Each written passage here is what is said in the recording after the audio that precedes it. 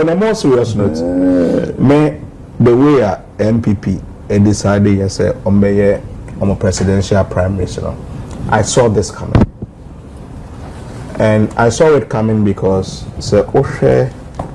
the teams are a contest here, results are omunya, campaign messages,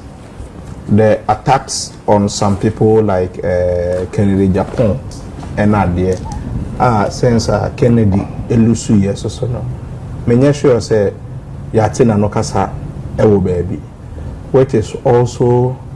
a bad sign for NPP. Sometimes obi eyedin ehu kra change or kasa because they won the tree no untumi kra ehu na wa address it. Then recently so na yehu no say ya started for me committees bia committees no so bi so say omo nim committee creating omo ato so omo din ewa bonten, which also makes you think say the cracks in the NPP is not yet healed. And I'm saying so video bi so a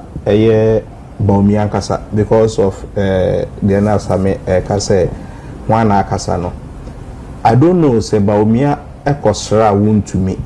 and that's a wound to me and ekosra Bawumia. And in the video, Bawumia was calling him incoming. I don't know if you saw that video. And Bawumia when they shouted at incoming. Oh, you understand? So I was like, incoming day. Chairman.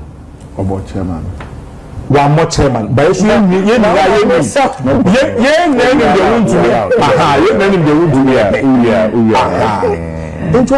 Incoming. And I'm saying, Enti ekukuda mbisu so amope like Boakye Agyarko and a former General Secretary John Boedu and I think 2 more names. Now Kofre Obi incoming as a whole presidential candidate and as leader of the NPP on video. Then it becomes very problematic. When that thing happens, say nukro, people take advantage of it and also fan it. Say ebikwa akoko jina baby opoman so bezo so NPP base more and also so making some serious allegations and all that. You know, obebi sa won say NPP ankasa omunim states mua omo ene yes so aye yempe unya 38%. Also say yen support we. So we support we no. Sampini ampa okobo kulusu a. On fine say na we what be show. But when you are neutral in all this and na simple ye constituency regional and national and sana mokwakoto your friend is a presidential abana obinia obi anim so no to sumo executive leader into the huson. But now Bawumia is in a very tight corner. Ekomiseya yebeka so onwa edane susu ya ebeka se onwa and obi aso ye campaign menim Sammy esha ase na me ni hade ba benim so chia Bawumia dia se obi aba be sha ase a enye ntia ko Bawumia na yere ntia ko Bawumia na yere always ase akasa wonchia president oh debi me no ba me chia obi a etiefo na refo na bia my president dey am incoming me am really so it neutralizes me. What you say? But see idea omo say vote about what say one body so now Akoto dey dey next year prime minister God win you presidential if you are president in this so pressure we are not in this yes but you see the truth so they say sometimes based on the position on person or for to me or say the 1,000 don't go the 1,000 also so the 1,000 God win that was soon no more or better was that's what you say e bi no so na you see Dr. Bawumia din a omo dey yes. That is why I am saying say omo party na omo butu no ama moja abegina party ni tiri omo butu no say say ade anka be start to a polling station what they are back on so and say but the man done in the tia ba chef I say nkwanye you so look formula. Oh yes. But the taste is also a bit depending. Say tomatoes decay komu and I say because you na bon. It tastes no. The same time I the problem. Into the omodu se see not there. It's a very difficult position. Okay. And Bawumia had an overwhelming victory, which means the support is there. Into be per se ordering into my day. A bonnet there, and that is where the danger. And also, so they were starting afraid a minimum incoming. So when I'm afraid incoming, and I just say kafra. Eja da uchibo. Ma so was yenin komo asema ora akogan anase Gideon ako ka ho asemi say Honorable Agyapong silence no after his defeat of the NPP presidential primaries is scary and it's bad sign no odwene ho saying menua Dina Honorable ayene de yes Bruni say silence means consent. Silence means consent. And silence na so no e bit ma ba say na pregnant pa cause obi kana no tum ewo ensem bi ho a wonim de woni panitrim enti what does a bad sign e de emre e na be kire but me de ewo me ma fa bo me hu ni say e bia na Honorable Kennedy Agyapong Agyapong wakana no tum say ne wakana mrebi ni say Moses kra na ne sense 10 pe enti bia on pese baako e ba be ka ho saa nso na ebi nso so betima ba se kan waka na no atum no hu ni se eso kana no tum na de odi nkunim no which is Dr. Mahamadu Bawumia no onya kwan e de ye n'adwuma cause wan hwa obukobi na no kra oba bia be ka say Owusu yeri nti ena bi a oye yesa yeah no so your fact and so your fact it could also be so say bia attempt the ABA course so during presidential race and as a flag bearership race and also ka ho bi nti na waka na no atum igro ebetimi so I say bia regrouping no waye ebia woko campaign no ne nyoma bi sikasem bi kodidi mu ne nyoma bi send strategy bi o de to akwan mu ni ade or plan say bia next time bia no se ko ba say bia akwanya bi ba ne bi opese okobi mu a eso wo hu send o ti bi hihye ne nyoma send your oba obeba yi ana so say ebi nso so ana showdown bi ehye baabi a obi a enhye dani enti mi de mi hu ni say send ye Akogan eka say ye bad sign no de emre e na be kire from now till 2028 but using 100% to can make reference to Honorable Agyapong the silence no bad sign then good sign no uchimwa bad sign is saying and good sign is saying me person de me to astemu but okay Honorable Kennedy Agyapong ninsem bi a woye campaign no abra wo hu say attacks bebe ye koso wo de tu dwane dia na wo betimi aka say bad sign no ebe doso esanse wono akra to ne num tu kan say ohwese ne enyoma bi a manfo bi dia ye no party mu a ebe ye gene to the extent kra so kan say satama ye tete wo mo no kan say nka first na nko ba bontin na nko ba be kasa se ne ebe ye amanfo beti ne kan na nka nyon achiche bebe nka akofom eso so si nei onye enti kubi se no bia na waka na no atumi which means enyoma ehye ne boa osusu se entwa yi enti oba abonten kra so be defend party na ebeti ba isu dia against ni no edoso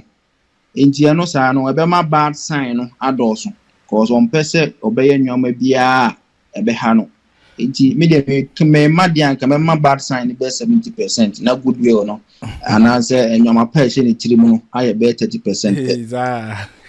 Zabe pepe was nipa kana no tumu sa dia ache okay na yenhwe ora Akogan raise concern about video bi I think say early this year Dr. Mahamadu Bawumia Asia untumi otchere say incoming anyone ga say incoming chairman as incoming one no one say o ka say incoming we know say untumi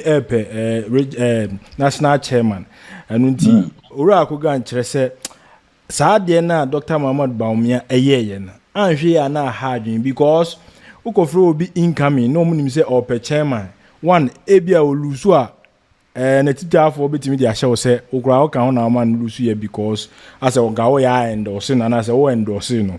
owini ni other counterpart nso so elusu a wan hwe ya na other counterpart nso so akọ blimu se wo kan ho na onu lusu ye because wo ye selection enu nti ehun ni se ebetimi aha party no ohun ni sen na asam na no aka no cause me dem hunu say ye Dr. Mahamadu Bawumia ka esen go try as much as possible no ye umpire and as a referee no gina mfimfin cause the moment obema amanfo hu say o ye nyoma bi se mi no nyoma bi se na de nyoma bebre ba other contestants no etrim cause she say me akoka incoming me ye sure say other contestants bi omoni ni gina te se Boakye Agyarko Jomboadu afokomo na omo aka no ebe wo mutrim say die chema wuntumi ono na ye establishment candidate no ate say wo Dr. Mahamadu Bawumia no o ta na chi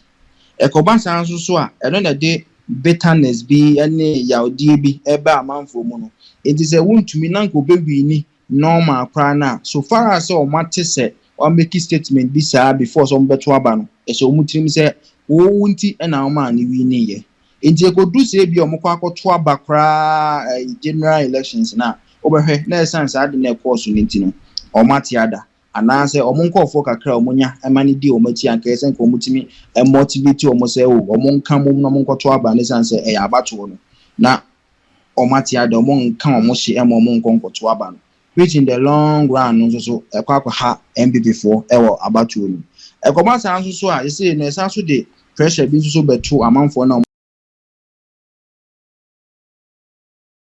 moto aba so say ne say Dr. Mahamadu Bawumia si wogina ha dia say ono ne yayi na odi animo de ekọ yenkonko chusu obi a obetimi ni na ye adwuma ti say de Sammy oku aka atwam mbebe say Bawumia pe omo a obetimi ni omo ye adwuma a omo ye competent nje ne yenkoto mo chema wuntumi which say a day like deep crack pa be ma NPP mu esan senka Dr. Mahamadu Bawumia anka na omo ko em obi alusu ya obeti ne ho asepe pepe na wo ka bibi se owura akogan ka bibi se especially honorable Ken Agyapong side committee a Dr. Mahamadu Bawumia modi aba some comments enkofo bi allegations bi enkofo bi opoma mo ene omo aka as a committee no ho wonsem kakra wo chese internal cracks no still na edeso wo ho eno ade o kan a wo kire se mo anhwe ye be ha omo osusu se enkosi daben na this crack ebe healy as towards 2028 media ebreneni say MPP for bi ya ebreneni omu ema omo de top down approach yi ebaye so omo de ba ne say ombenya mre na omo de asolve cracks ya ye ka ho asemi entimi dem susu say election no abatuo no enhyehyeye ne nyoma omo de ko nyina no esese ye omo conscious effort say omo de solve cracks ni problems bi e wo party ni ese wuntimi go twa timeline the last time omo to aba omo ye presidential primaries no I think say a year before say so the same year na omo to aba no omo person omo che say omo anya amre amfa anya reconciliation enti ene ya omo aye presidential primaries ni ntem no emprempren ya and say so omo gina so no make conscious effort say omo kika nyoma bia resolve nyoma bi say na ebe ya entry enko achiri esan say elections na ebe ho a enyoma cross NPP mo nti say wantimi anka party na ambo mu ne ya eche na ebe ho kra de ya na ebe ya din nti say timeline bi ho no ma ya realistic de ma NPP so om kom ho boma eni ne ya ani nyina ne say om be take the right steps na right steps yi mean no right steps yi na Dr. Mahamadu Bawumia o open peace open togetherness open unity enu nti na wakeka mu nyina bomu hwe na bokan Agyapong the committee a wo mu a utimi say jobs and employment no ha wona ele amadako ene a mu aka ni nyina bom na disa ebetimi aboa na open peace na akoko jan no mo kan say Kamina and then as we na wo pe no on one breath we so pass mudie on another breath no say other candidates be ebehu na wo show attitude be say omo na wo pese obetimi na omaye adwuma ana some form of endorsement bia na minim as or quite if you can no about for about Bisa. It's me there, Mrs. says Dr. Mahamadu Bawumia or peace and answer unity. Nasa near what the committee about one thing say or per se both factions, the Kennedy Agyapong, the Dr. Brian Champon, Bawumia Munina Kabumwa. And there's not comments being so one Maya will make here as I say, cause send your NPP force say or more elections in or my battle on I too sensitive. I say, I said, we know be a fan with so then per se or the SRC is no. Me dear and Kamenya, Dr. Mahamadu Bawumia, comments be on my now and yet Nanka on can nuntuna about to only process no and fan up boko. And you know my baby your moon. Send you will be cry. I made him who sent one can nuntum. On the back door. But the Kobas be a month will be in ya. I've been published on Mutimus as opposite. Or fuck my bisu, ACC or my son say, oh, some preferred candidates be or comments be chess when you open particular candidates be. Any reconciliation, healing of the party, and they assume Jane say more person what can no more try their best. Some of the committees be banner come abomuno. A bed and then Ediama NPP. Yeah, sure, top down approach. Top down approach, JFK on I think as I say. Pa or as aspire FM. Okay, say a top down approach in abua papa wa nim say de osika say abua papa enunti omoye no mo say abua na akogan raise sa concern yi won so waka ho asem sisi e JFK say abua ohun ni say fa ba bi ni de obetimi JFK again say abua in terms of say ama presidential primaries no ma ye free hontem ene de cause yes anka from now to so beto aba ne de kenyenka gumbe ni de be koso party nim de nke bebre but on the other breath no amwa just me nim metete mpanifo bia o ne top down approach ni de no mo ne Justin Frimpong ko duane mpanifo bia o mo propose sa ade no enya adwen kra obi ti se subi na MP Eugene Boakye ntwi waka ne pin se enya de se top down approach ni de no mo ya adwen esan se o se we see akra ya won foforo etirase se o ma na aduane a ede ne besi emoja ebenwunu no enti wono de na nko susu se enkese nko mo shase free from honom na nko mo de eba so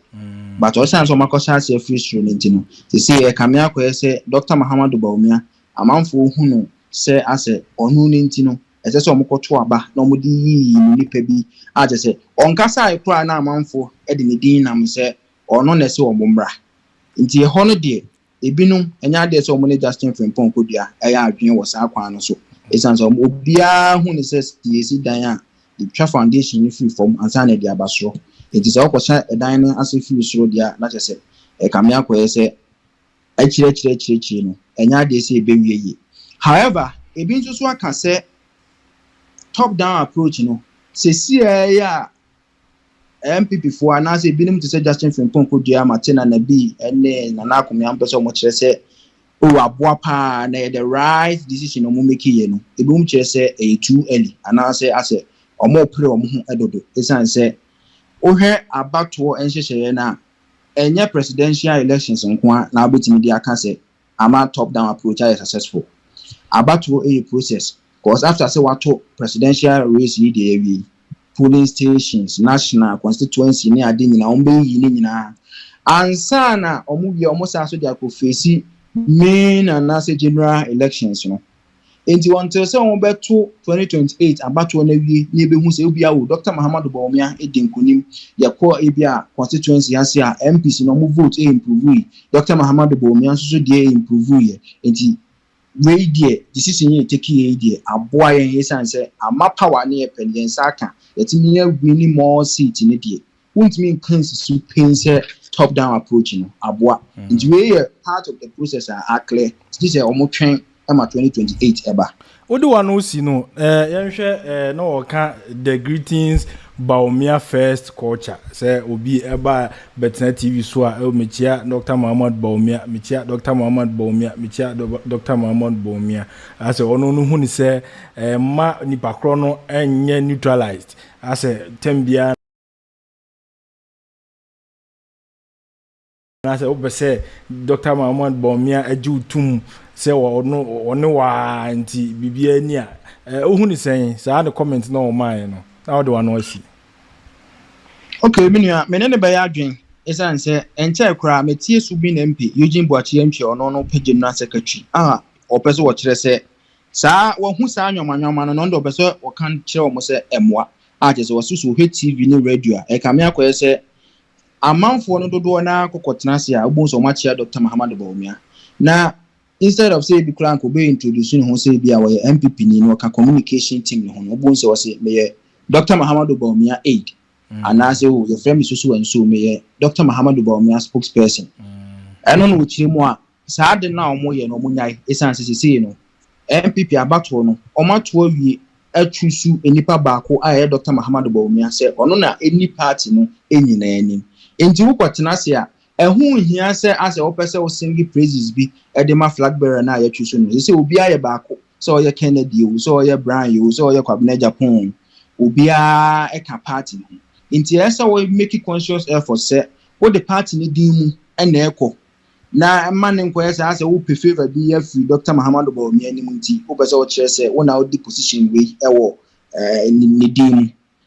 enti ano de many Yakogan ebe ya adwen na me sure say NPP for mpanifo bebre nso so any party no any Yakogan ebe ya adwen ezan say Eugene Kyeremu a saa nyoma na no mo ye ya e ma amanfo bufu ya o manko ankoto aba enti so mo person asomdwe ba party no obi ehunu no ho say oye party media saa mechia Dr. Mahamadu Bawumia me ni aid me ni spokesperson no omuntwa so dunia Thanks for watching. Like and share the video. You can also drop your comment. Please don't forget to subscribe. Click on the bell to turn on the notification.